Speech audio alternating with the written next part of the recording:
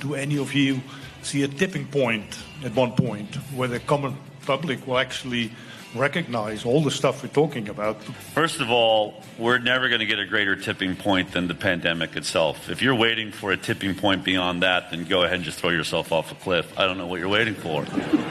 You know, and the point that we were just in Guernsey at an event there the other day, and I discovered that the UK says that 30% of people did not get the vaccine in the UK. That's roughly about the same number as America. In fact, across the world, it looks like there was about a 70% vaccine uptake. That means that 30% of the world rejected this vaccine under the greatest pressure, the most propaganda that we have ever seen.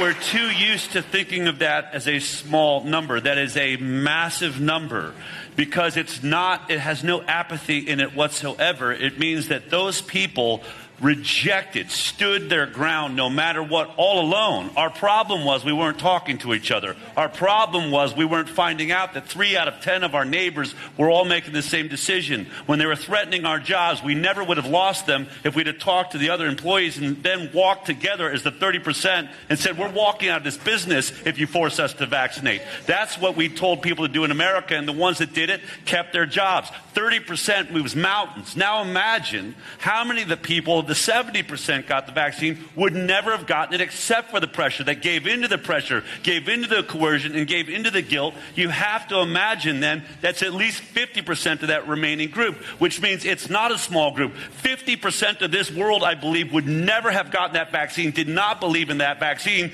but we let them get away with it because they made us afraid to talk to each other. And if you're waiting for a tipping point, it's not going to come if you don't start talking.